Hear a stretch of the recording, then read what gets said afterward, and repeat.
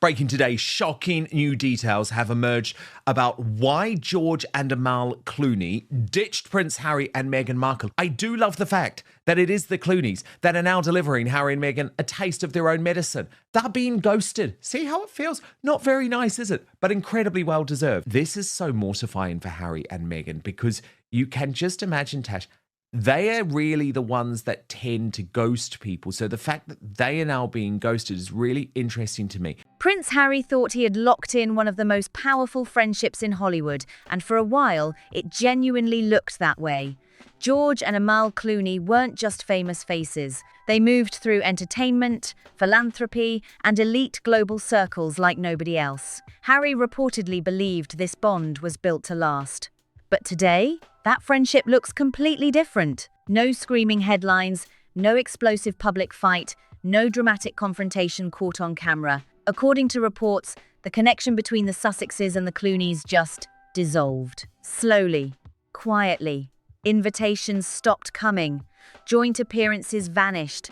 Not one word of explanation was ever given publicly. Now commentators are openly asking what everyone's already thinking. Did one of Hollywood's most untouchable couples silently ghost a prince? This isn't just another celebrity drama. At the peak of Harry and Meghan's global moment, the Clooneys were among the most high-profile names attached to them. The 2018 royal wedding was a massive worldwide event. Royalty, business titans, and A-listers all packed into one room. George and Amal's attendance instantly became a headline of its own. Many saw it as proof that the Sussexes had successfully bridged royal tradition with Hollywood power. Then, just months later, Harry and Meghan were reportedly invited to the legendary Lake Como villa, a destination reserved strictly for the planet's most elite. And in 2019, George publicly defended Meghan. There's definitely something that made George and Amal finally wake up. George was sympathetic when they left the royal family, but I believe that was George's loyalty to Diana. Really impacted Prince Harry.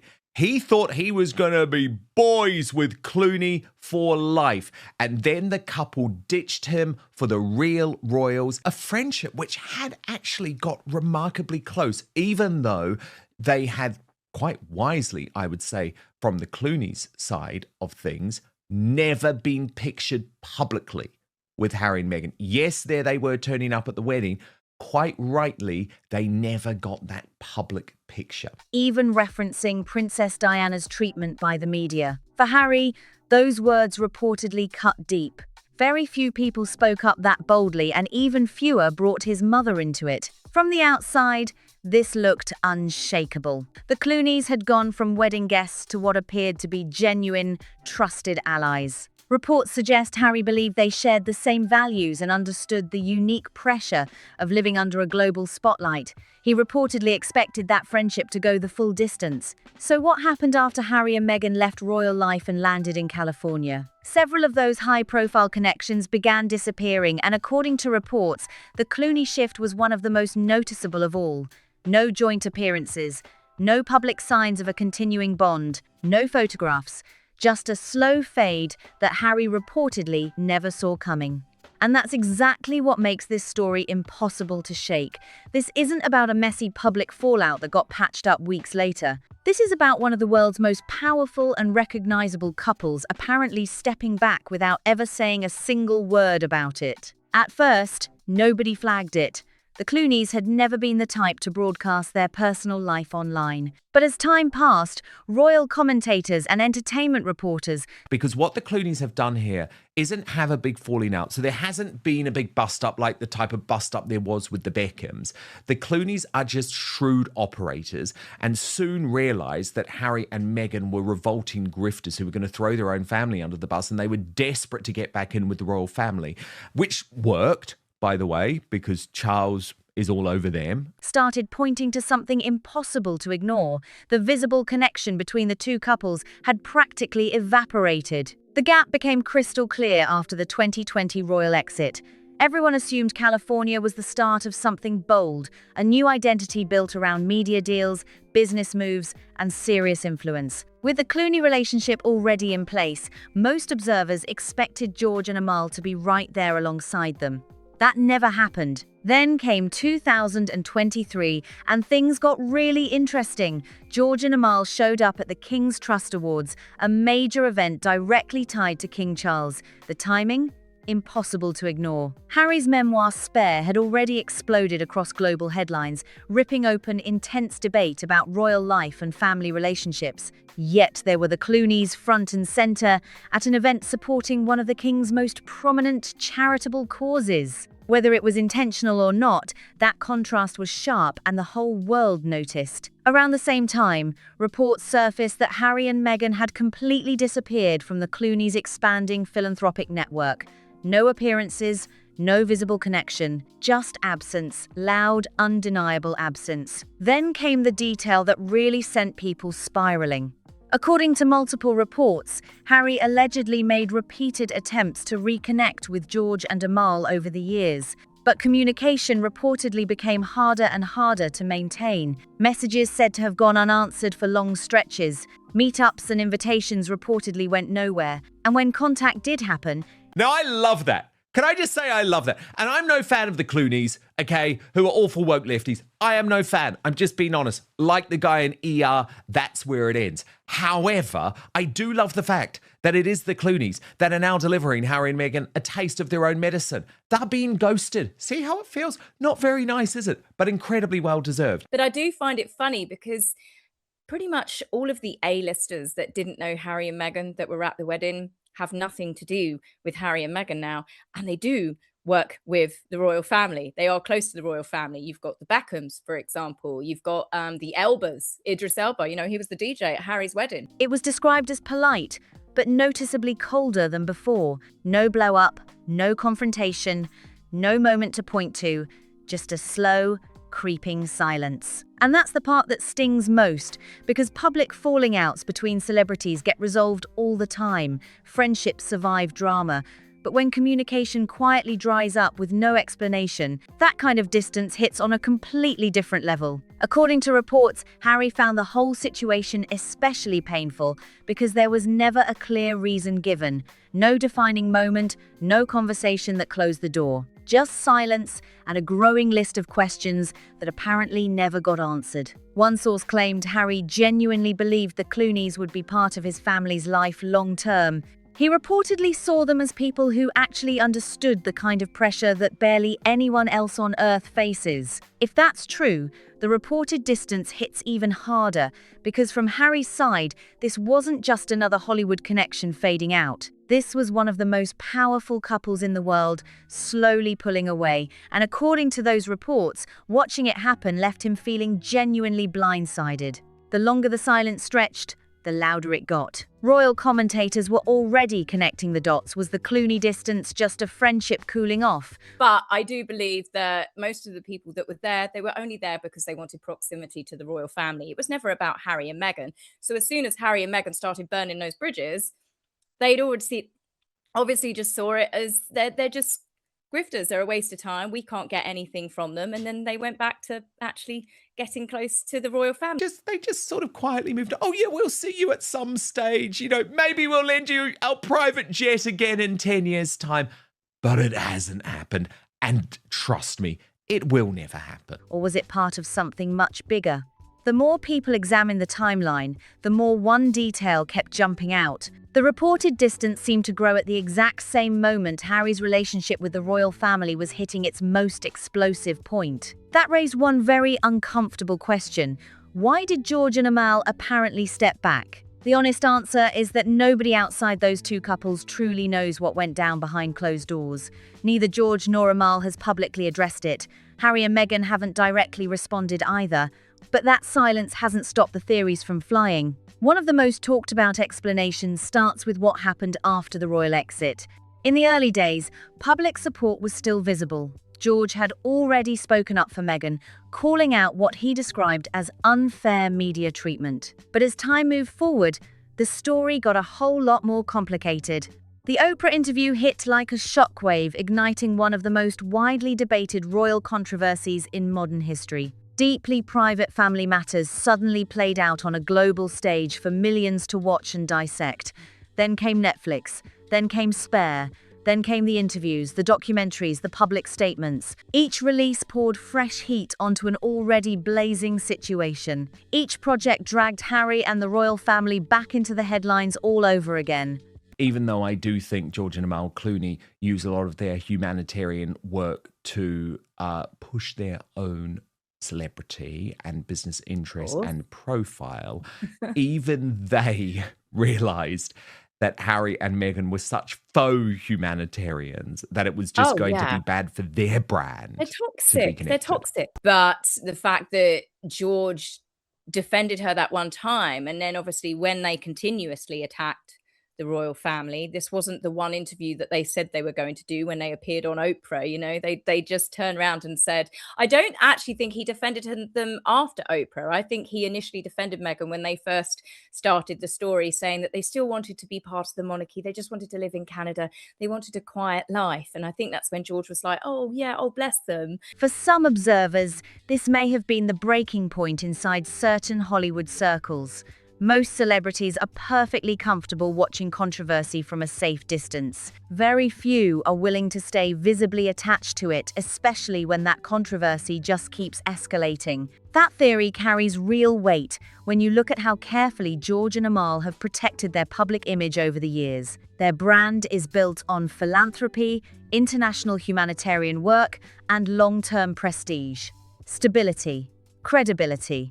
A reputation they've spent decades carefully constructing. Some commentators argue that the Sussexes were drifting toward a very different kind of media narrative, one defined less by positive momentum and more by relentless public debate. Family drama, business ventures, media projects, messaging missteps, nearly every major move seemed to trigger a fresh wave of controversy. For image-conscious observers, staying visibly close to that level of turbulence may have started to feel like a risk simply not worth taking.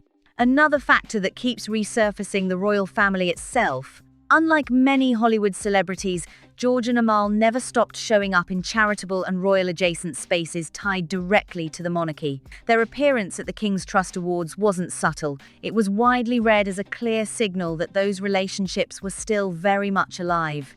For critics of Harry and Meghan, that appearance carried serious symbolic weight. I am also told, by the way, the reason that this has hurt Harry so badly is because he really does connect Clooney with Princess Diana. You will remember in the days after Diana's death, Clooney really became the biggest international celebrity other than Tom Cruise to launch a lifelong campaign against the paparazzi. At the time, he was one of the most famous TV actors in the world. Everything about those two is completely toxic. They can't be ambassadors for child online safety, for being eco warriors. They can't, I mean, everything that Harry and Meghan have done since they left the royal family, they've shown themselves to be complete and utter hypocrite. It suggested that while the Sussexes were increasingly operating outside traditional royal structures, the Clooneys were quietly keeping their institutional connections intact. Fair or not, that interpretation spread fast and became a central piece of the wider conversation. Then there's perhaps the most straightforward theory of all opportunity. Many commentators have pointed out that several celebrities who attended Harry and Meghan's wedding weren't exactly lifelong close friends beforehand. That wedding was one of the most talked about events on the planet. An invitation meant prestige, massive media exposure, and a front row seat to one of the most recognized institutions in the world. But once Harry and Meghan stepped away from royal duties, the value of those connections shifted dramatically. Certain royal commentators argue that celebrities initially drawn to the glamour of the monarchy eventually realized the Sussexes now occupied a very different position: no royal title, no institution, and no platform that once made those connections so attractive. No hard public evidence backs that theory, but the perception keeps the conversation alive. What makes the Clooney story stand out is how perfectly it fits into a narrative critics have been pushing for years, that many of the powerful, high-profile figures once regularly linked to Harry and Meghan are simply no longer visible in their lives. Whether that fully reflects reality is impossible to confirm. But in celebrity culture, perception doesn't need proof. It becomes the story all on its own. And right now, that perception is impossible to ignore. When one of the world's most influential couples appears to quietly walk in a different direction, people start asking questions, and once those questions start, they never stay focused on just one friendship. And the Clooneys actually credit to them for never actually getting the public picture, which Harry and Meghan so desperately wanted. She is a mimic. This is how Meghan builds her relationships with people. This is how she duped Harry. She mimicked Diana. This is what Meghan does. I mean, I'm sure a psychologist could diagnose it a bit better than what I could. But I believe that when Meghan says, "Today, Matthew, I'm going to be a humanitarian," she flicks through and goes, "Right, this is going to be my Angelina Jolie outfit."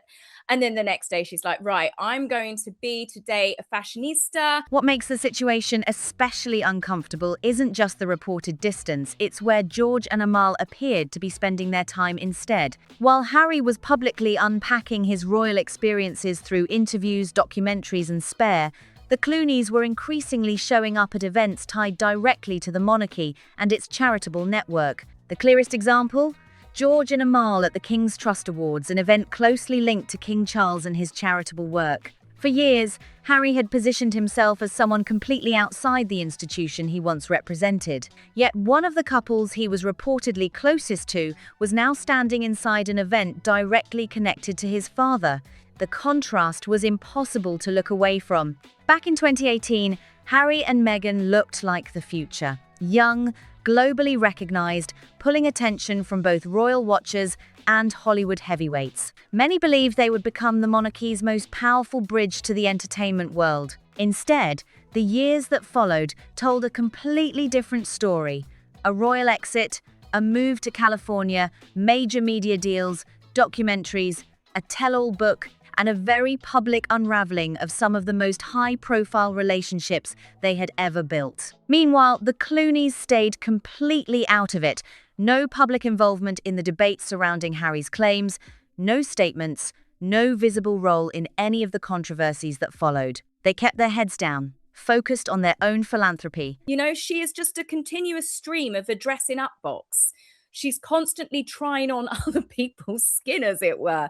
And it's creepy, but then at the same time, it's become comical because we can see it. You can see it all of the time. She's never once really, I don't think, shown her own personality. She's always trying to mimic or to copy someone because she's got nothing original about her. Yeah, they've done it in such a way where they just completely cut them off, so it didn't allow any of these, tit for tat sort of celebrity arguments, or like people stir it up and they're like, "Oh, there's been a bit of a fallout." No, there was just absolutely nothing. Legal work and global engagements. For critics, the comparison was sharp.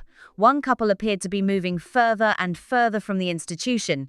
The other seemed perfectly comfortable keeping a foot inside the door. And the contrast cuts even deeper when you remember that George Clooney once publicly defended Meghan loudly and on the record. His 2019 comments made global headlines and positioned him as one of the most recognizable celebrity voices in her corner. Yet after that moment, the public support went completely silent. No statements during the Oprah fallout, no comments when Spare dropped, no visible presence during any of the major controversies that followed. For royal commentators, that silence became its own headline. George Clooney is not someone known for going quiet on things he genuinely cares about. Throughout his career, he has spoken openly on humanitarian causes, international issues, and social matters. When he backs someone, he makes it known publicly and without hesitation. That's exactly why his growing absence from anything Sussex-related started feeling so significant and so hard to explain away. A friendship that once generated international headlines had become almost completely invisible. And while Harry's complicated relationship with the monarchy remained a dominant public topic year after year, the Clooneys were quietly moving through royal and charitable circles without any obvious connection to him. For critics, that contrast wasn't subtle, it was glaring. But here's what really takes this beyond a single celebrity rumor. The Clooney situation might have stayed as one isolated story if it were the only example on the table. The problem is, it isn't. When Harry and Meghan married in 2018, St. George's Chapel was packed with some of the biggest names on the planet. Actors, athletes, media executives, television personalities, international figures, the guest list itself became a headline before the ceremony even ended. Many of those attendees had little publicly documented history with Harry or Meghan before that invitation arrived. But the wedding was one of the most prestigious and globally watched social events in living memory. In Harry's mind, they were not just famous acquaintances from the wedding guest list. He saw them as powerful friends who understood the pressures of global scrutiny, philanthropy, and public life in a way very few people could. Indeed, he thought there was a special bond. I do find it funny that all of those people that they invited that they didn't know to basically name drop. But yeah, now they have nothing to do with them. It seems that Harry and Meghan just burn bridges with absolutely everybody. And being present meant something enormous at the time. Fast forward just a few years, and royal commentators started asking one very simple but deeply loaded question: where did all those connections actually go? David Beckham is one of the most frequently mentioned examples. He and Victoria attended the wedding and were widely viewed as genuinely friendly with the Sussexes. But reports of tension eventually surfaced, and today David Beckham's most visible royal associations involve King Charles and Prince William.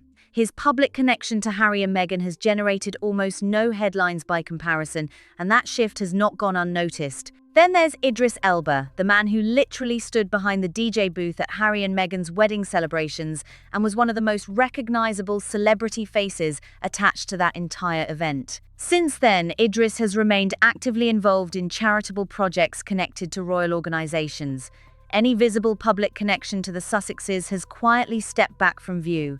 No major joint appearances, no public statements, just a gradual drift that mirrors what many others in that original wedding circle appear to have experienced. For critics, these examples keep reinforcing the same uncomfortable narrative that celebrities once regularly and visibly associated with Harry and Meghan now appear, at least publicly, far more connected to the royal family than to the couple who walked away from it. Whether that perception fully captures reality is impossible to confirm. But in the world of celebrity culture and royal commentary, perception carries enormous weight. It shapes conversations, drives media coverage, and influences how the public interprets everything that follows. The wedding that once showcased Harry and Meghan's extraordinary global reach now looks remarkably different when viewed through the lens of everything that came afterward. Several of those high-profile connections simply don't exist in the same visible, documented way anymore. Some relationships faded organically.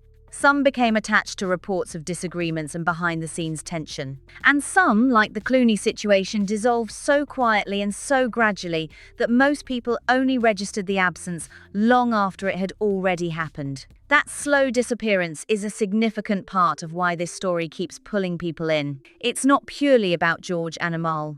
It's about a far bigger and more uncomfortable question surrounding Harry and Meghan's entire post-royal journey, and that question doesn't have a clean or simple answer. Back in 2020... Well, she's moved on to another humanitarian now, Tash. Have you seen this? Yeah. It's Queen Esther who has done some brilliant work on this, posting Meghan Markle putting on the Angelina Jolie humanitarian face again. Interesting details has also emerged this week, Tash, about more of the fallout between Prince Harry, Meghan Markle, Zara, and Mike Tyndall. Supporters were genuinely convinced the Sussexes were positioning themselves to become major, lasting forces within Hollywood and global media. The combination looked almost impossible to beat worldwide name recognition, landmark media deals, an established celebrity network, and a royal history unlike anything the entertainment world had ever seen up close. The opportunities appeared limitless. Yet several years on, critics point to a growing list of once high-profile associates who are no longer publicly linked to the couple in any meaningful or consistent way. The Clooneys, the Beckhams, various celebrity figures whose names were splashed across coverage of the wedding era. Individually, each situation carries its own unique context. No two relationships are identical, but together, These examples have built a narrative that seems to follow Harry and Meghan into nearly every new chapter of their public life. It keeps circling back to the same core question: have the influential figures who once stood most visibly alongside the Sussexes gradually moved on? And is the apparent disappearance of George Clooney from Harry's public world simply the most high-profile version of a pattern that runs much deeper? What makes the Clooney chapter particularly striking is precisely what didn't happen. No dramatic public fallout, no explosive interview, no leaked statements or carefully worded public responses. When reports of tension between Harry and the Beckhams emerged, headlines followed almost immediately. Similar media attention surrounded other rumoured disagreements involving the Sussexes over the years. But with George and Amal, the record stayed completely clean, and somehow that made the story even more fascinating. No confrontation, no criticism, no moment anyone could isolate and examine. Just a slow, creeping silence that left behind no clear explanation, no defining event, and no obvious turning point. One chapter, the Clooneys were among the most visible and credible celebrity allies in Harry and Meghan's world. A few chapters later, they were almost entirely absent from it. And the space between those two realities remains largely unexplained. For a couple once celebrated as the ultimate bridge between the world's most famous royal institution and global entertainment, losing a connection that prominent naturally invites serious questions, not just about one friendship, but about the bigger picture surrounding them. And the bigger picture is where this story gets truly uncomfortable. I believe Meghan would have been fueling that one. I believe it would have been perfect for Meghan to turn Harry against yet another family member that she knows she's close with. Whilst there's lots of things that I do not blame Meghan for with Harry's behaviour and his decisions and his actions, she definitely manipulated him. So the first people that he fell out with had to be Catherine, because she was a female influence in his life. He had obviously grown very, very close to her. He saw her as a sister. For Meghan, that was a threat. She needed to control him. So for seeing something like this pop up at the wedding, I believe she would have been, look at her face, I can't believe she did that, that's humiliating for us. She would have definitely been that bug in his ear, so then he would have said something. Harry and Meghan's public journey since 2020 has been defined by a level of transparency that very few public figures have ever attempted. Interviews, documentaries, memoirs, public statements, deeply personal experiences placed into the global conversation at full volume, repeatedly, and with extraordinary detail. For some allies, that kind of sustained public exposure may have created complications that no private conversation could ever fully resolve. At some point, staying visibly close stops feeling like loyalty and starts feeling like a liability. George and Amal operate in a completely different lane. They engage publicly on causes, they champion humanitarian work, international justice, advocacy, but the inner details of their personal relationships have historically stayed locked away from public view. Their brand is built on prestige and discretion in equal measure. For a couple that has spent decades carefully protecting that image, sustained proximity to ongoing controversy, regardless of genuine personal feelings, may have presented a challenge too significant to quietly absorb. That contrast alone tells a story. Two couples, two completely different philosophies on how to handle public life, and one extraordinary set of circumstances that briefly pulled them together before an equally extraordinary set of circumstances began pulling them apart. Some observers go even further, arguing that the reported distance isn't really about personal conflict at all, it's about positioning. In elite social and philanthropic circles, association carries enormous weight. Who you stand next to in public, which events you attend, which causes you visibly champion, all of it sends a message. And for high-profile figures operating at the level the Clooneys do, every public association is a calculated decision, whether it feels that way from the outside or not. When George and Amal showed up at the King's Trust Awards, an event directly tied to King Charles, it wasn't just a casual night out, it was a statement. Intentional or not, it placed them firmly within a world that Harry had very publicly stepped away from. And for observers already tracking the distance between the two couples, that image landed like confirmation of something people had quietly suspected for a long time. What makes this particularly layered is the history behind it. George Clooney didn't just attend the wedding and move on. He publicly defended Meghan at a moment when very few people with his level of influence were willing to do so. His 2019 comments were bold, specific, and on the record. He referenced Princess Diana. He called out what he viewed as unfair treatment. That wasn't a casual celebrity soundbite, that was a public commitment, which is exactly why the silence that followed carries so much weight. Because George Clooney is not someone who goes quiet by accident. His entire public career has been defined by speaking up on issues he cares about: international crises, humanitarian emergencies, political matters. Silence, for someone like him, is never really just silence. It's a choice. And for royal commentators, the choice to stay completely silent through every major Sussex controversy that followed became one of the most talked about details in this entire story. No comment during the Oprah interview fallout, no statement when Spare detonated across global headlines, no visible presence during any of the controversies that followed across multiple years. Just a gradual, clean withdrawal from anything publicly connected to Harry and Meghan's world, while simultaneously maintaining visible ties to royal and charitable institutions directly connected to the monarchy. Critics have been pointing to this pattern for years now, and the Clooney situation sits at the very center of it. But it doesn't stand alone. The Beckhams, Idris Elba, various other high-profile names once splashed across the wedding coverage.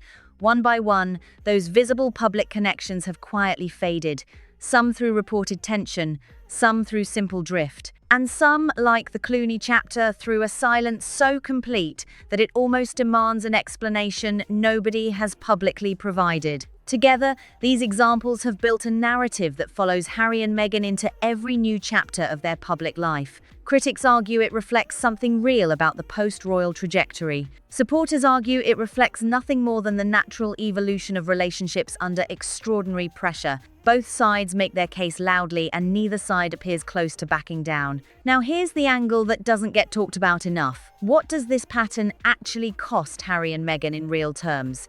Because this isn't just about hurt feelings or fading friendships. In the world they moved into after 2020, connections like the Clooneys weren't just personal, they were strategic. Access to elite philanthropic networks, invitations to high-level global events, credibility inside rooms that most people never get close to. That kind of social capital doesn't just appear overnight. It takes years to build, and it can evaporate far faster than it accumulated. When a figure like George Clooney quietly steps back, the ripple effect moves through multiple layers simultaneously. Other high-profile names pay attention, event organizers notice, media narratives shift. The absence of one powerful connection has a way of making other connections feel less certain, and in a world where influence is currency, that matters enormously. Some commentators have pointed out that Harry and Meghan's California chapter was always going to require building an entirely new kind of influence from scratch. Royal status travels far, but it doesn't transfer completely. The relationships that existed inside that world carried a very specific kind of weight. Outside of it, those same relationships had to be rebuilt on entirely different terms. And rebuilding takes time, sustained effort, and a level of stability that ongoing public controversy makes extraordinarily difficult to maintain. The honest truth is that only 4 people genuinely know what happened between these two couples. Friendships shift in ways that outsiders rarely fully understand. Private dynamics don't always match what public appearances suggest, and the absence of visible connection doesn't automatically reveal what may or may not still exist behind closed doors. But what can be confirmed is the gap, the very real, very visible gap between what this friendship once looked like and what it appears to be today. The couple, who opened their Lake Como home, stood at that wedding, and publicly championed Meghan in front of the entire world, are no longer visibly present in Harry and Meghan's documented public life. That shift happened. It's observable, and it remains largely unexplained. What's particularly telling is how the broader Hollywood landscape has responded to the Sussexes over time. The early years carried enormous momentum, major streaming deals, high-profile projects, global media attention. But sustained momentum requires sustained delivery. And as projects faced mixed receptions and public perception became increasingly divided, the entertainment industry began recalibrating its relationship with the couple in ways both visible and invisible. Celebrity culture operates on an unspoken but very real economy of association. When the returns on a relationship's social, professional, reputational shift significantly, adjustments follow. Not always loudly, not always visibly, but consistently. And the Clooney situation may be the clearest, most high-profile example of that invisible recalibration playing out in real time. Whether it faded naturally under the weight of two very different public lives moving in two very different directions, or whether something more specific and significant changed the dynamic permanently, may never become fully known. The full story could stay locked behind closed doors indefinitely, and in the absence of clarity, the conversation will keep going, keep growing, and keep pulling people back in. For Prince Harry, if the reports carry any truth, this may represent one of the most quietly painful chapters of everything that followed that extraordinary day in 2018. Not because it ended loudly, but because it didn't end at all. It just slowly, silently disappeared. And sometimes, that kind of loss hits harder than any public fallout ever could. If this story had you hooked from start to finish, smash that like button right now and subscribe so you never miss what we cover next. Drop your thoughts in the comments. Do you think the Clooneys simply moved on naturally? Or is there something far bigger underneath all of this that nobody is saying out loud? Share this with someone who needs to see it, and we will see you in the next one.